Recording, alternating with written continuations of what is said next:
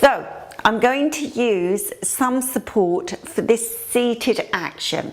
So you may need to sit quite high on your support, or you may find that actually, I'm just going to grab this chair, you can sit to the floor. But either way, you want to be sure that your back has a really good symmetry. And what I mean by that is that when you come into this action, drawing the groins back really nicely and extending to the seat of the chair. You might want to put a blanket or cushion or something here to rest your head. You can see that I'm getting this action. But it may be that you can get this action here. So I know a lot of you will feel that or sense that the achievement is in how far you go down. It really isn't. It's about the symmetry and what you're doing and what you're opening on the way. So I'm going to turn this again and then come into the action.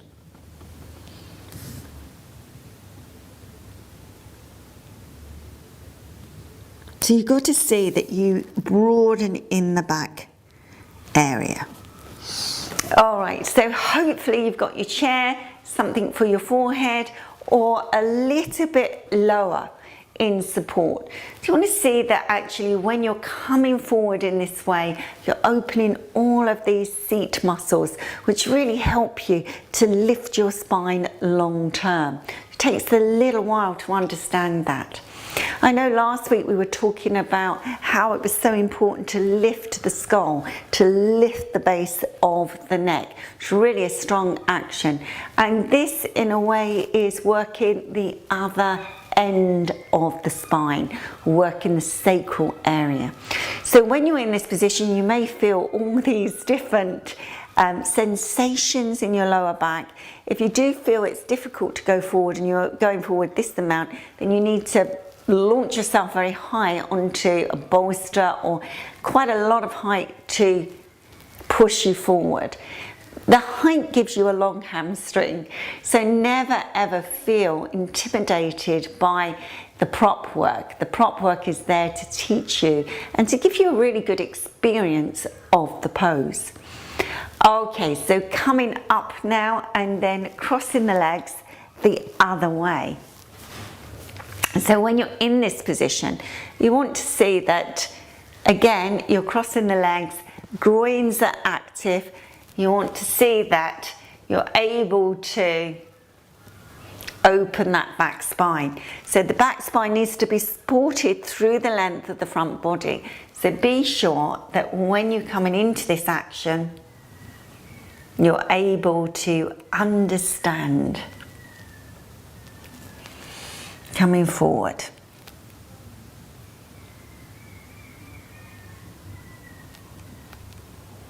Just rest in the head when you're ready. Just rest in the head. So again, be at the right height that you can sense there's some opening going on. Something's happening inside that lower spinal region. There's quite a strong action, quite a demanding action. So just take your time to ground down into your legs, into the back of the thighs. You may need to come up and go back down again if it's just too unbearable. Sometimes it'd be a bit like a toothache. So quite a strong action. So we're coming forward in this way. Okay, and then releasing. All right, so I'm going to show you a Gamakasana modified version. So those of you who find this difficult, I will show you a different way of working and hopefully it works for you whilst you're practicing at home. So bear with me.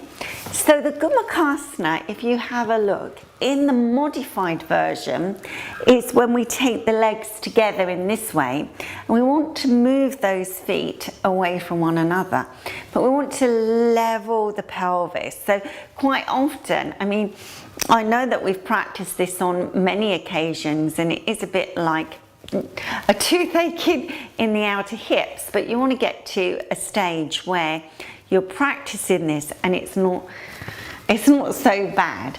Now, those of you who are challenged by this, and particularly if it's difficult to bend the knees, so I know there's a few of you in this situation, and so you can actually be in this position. I know that the culprit, the bad knee, the knee, whoops, that doesn't move, you place around here, and then you can just get a leverage on it and hold if possible. You might need to have 2 belts to help you with this action.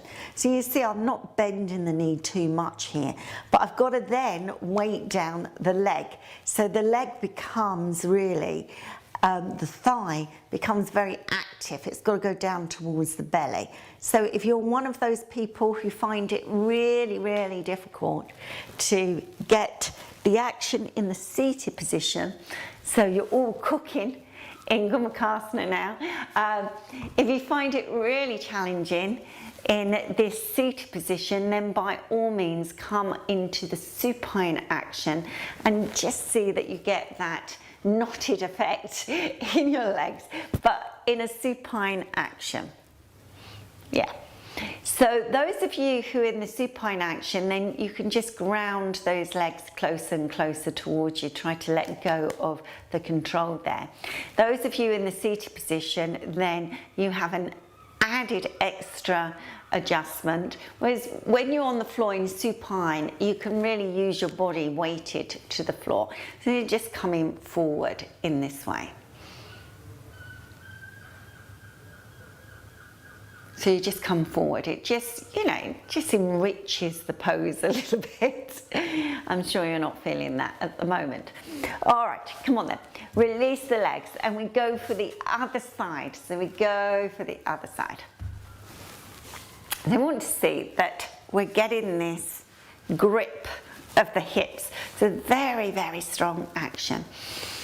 And see, wherever you're tight, you've got to see that you breathe into those areas. So again, those of you doing supine action, using the belt, if you're using the belt, that's absolutely fine. Just let those legs become weighted and heavy. Yeah, so quite a lot of work going on here.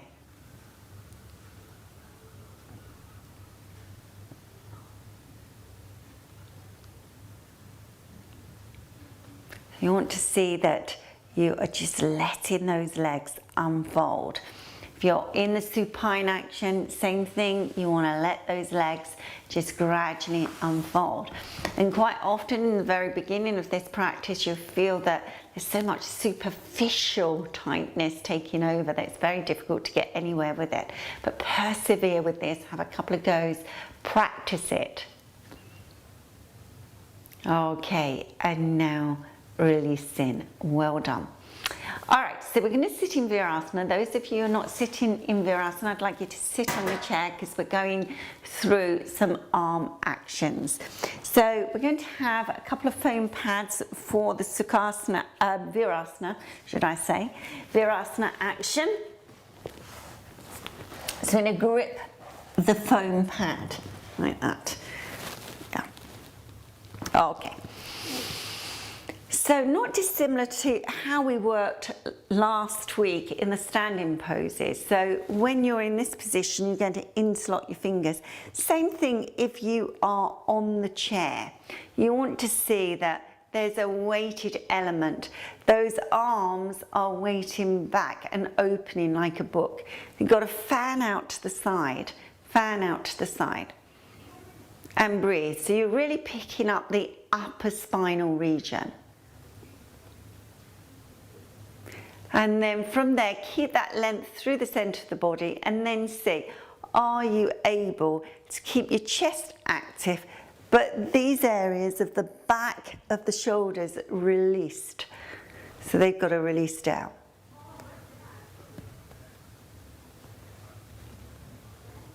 And extend. So really what's happening is that this is a very natural rotation this way. This is a very natural lift this way. But the problem comes when these two areas, the ball and socket joint of the shoulder is wrapped up into these muscles, so you can't get that length. So you want to see that you are extending into your palms, letting those arms release a little bit, keeping that lift through the chest, and breathe. And then see, are you able to lift the chest and let this outer shoulder area become very weighted down. You can see that action. I'll do it again. Weighted down, and then lengthening.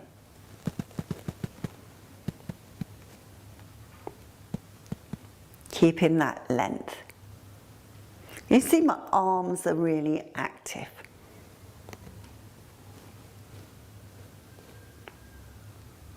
Okay, and then release them.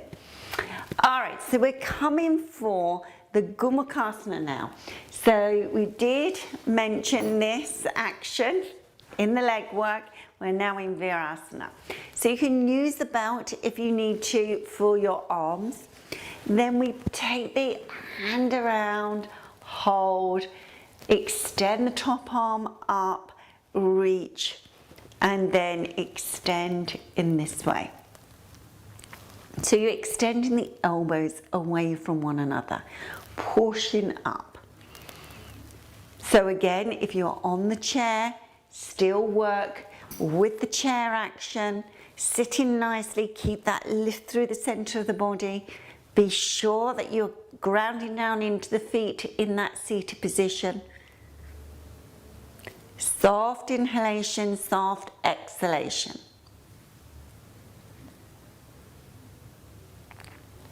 All right, and then release the arm and change the arm position. So we're changing sides now, extending out to the side, reaching with the arm.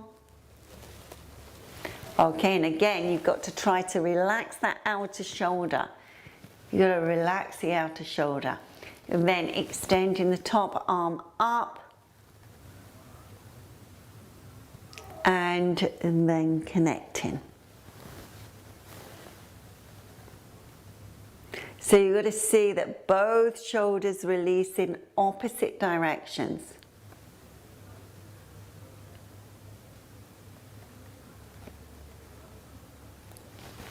Okay, well done. All right, so if you're using the belt, if you're using your fingers, be sure that you're keeping that connection.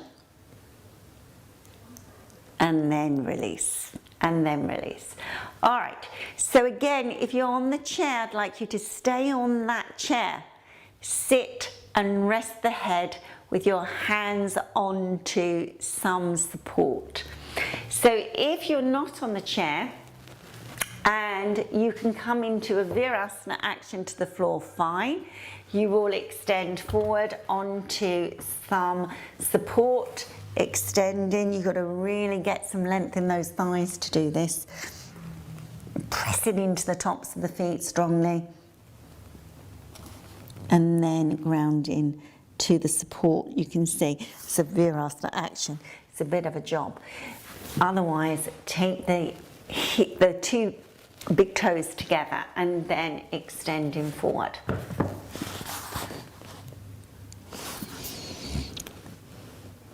In this position. So if that's difficult, then you may need to have some support underneath the buttock, and then this would obviously be a lot higher in this way. Sometimes it's quite nice to be a little bit higher because it really does activate this fold. Sometimes we squash down and we don't realise how much space we need in this hip joint to keep those actions. Okay.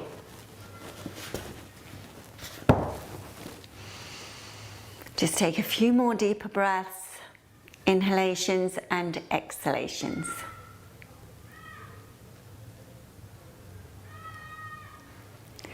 Okay, well done. Really good. All right, so we're coming for Badanasana now. So what I'd like you to do is to have a rolled mat. Now, those of you who have got challenge in the knees, don't worry about that. You can have a really wide stance. You can even take your feet up onto some more support. If I'm doing 2, then you need a bit more. You could have 2 or 4 foam pads in this way. So I know sometimes taking the knees in is quite a challenge. So be in that position. So you've got quite a wide stance. This is really when you're challenged by your knees and you need a little bit more space in the pelvis and the hips. It's a really nice way of working. So this is for students who really find it quite difficult to come into Badanasana. If you're coming for Badanasana, then you want to see that you are keeping the lift of those lower spinal muscles. You want to lift so that the groins get grounded down. So the grounded action comes from the groins. You've got to let go of the pinching and then releasing in Badanasana. And try and let go. Try and see and encourage the length of this flexion. So you've got to lift up through those back muscles. All of the top of the glutes have got to become broad. So it's got to lengthen and extend. All right, so hopefully you're all in this position now. Just letting those groins release. Taking a few deeper, longer inhalations.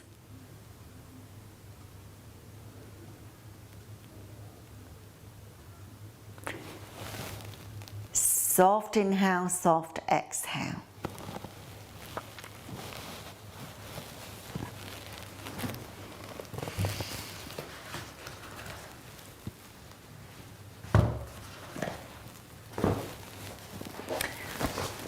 Okay, so just be there for a little bit longer. Just let the whole of the shoulders release and just be mindful how much you're trying to put a lot of effort into this outward rotation. You want to let those upper glute muscles really release so that they can expand. When you're trying so much, they grip.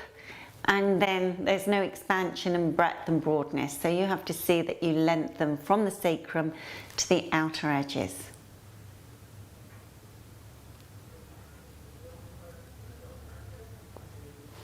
Well done. All right, and then bringing those legs together. Roll to your right side. Keep the lift through the spine. And come up into a seated position.